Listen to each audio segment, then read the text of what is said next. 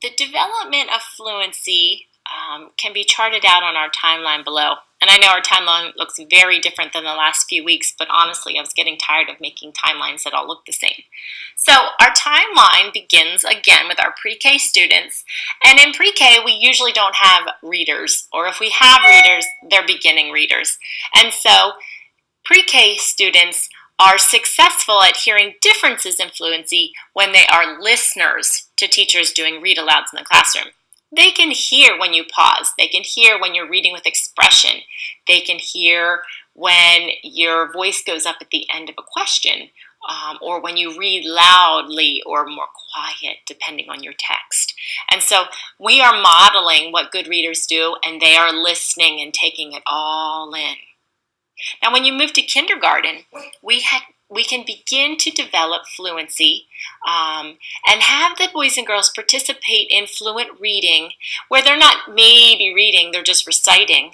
Things like songs and poems and reading along with us in choral reading activities at the big book, maybe on the carpet.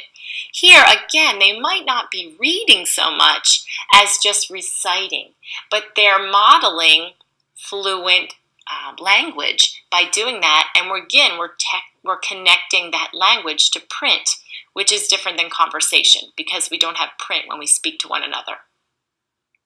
When you get to first grade, we are going to develop those high frequency words. So we want them to start building that list of how many words they know by heart.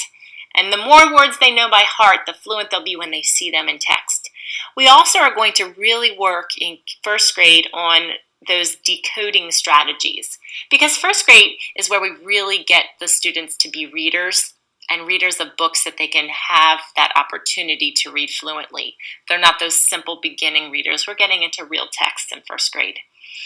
By the end of first grade, we can have readers reading as many as 60 to 75 words correct per minute. And that's what that WCPM, we want to evaluate how many words correct they read per minute. And that's about the speed for an average first grader at the end of the year.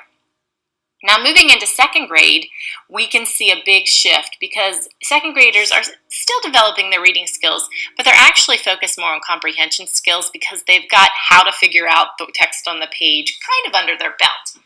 And so we notice that their oral reading is more fluent and they're more accurate and expressive in the reading that they have. And so by the end of second grade, we should have readers reading 80 to 100 words correct per minute. Now, you may say, well, that's just because the book gets easier for them. But this is actually an assessment done at the independent or instructional reading level. So it's at the same level. We're asking them to do a task that is the same difficulty. And they are not only getting faster, but they're getting better. When we get to third grade, we see that most students are fluent readers.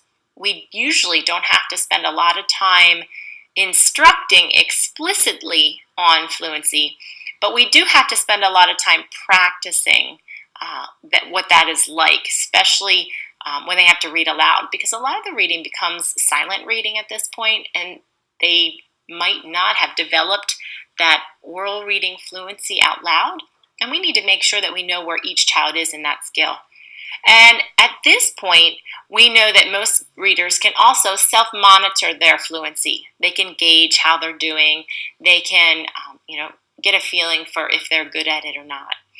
At the end of third grade, most students are reading at a pace of 100 to 120 words correct per minute. So again, we're getting a little bit faster. Not as big a jump as it was last time, but still we're improving. And then as you instruct a fourth grader, you will know immediately if you have a student that is not fluent. Because by fourth grade, most students are really good at reading out loud.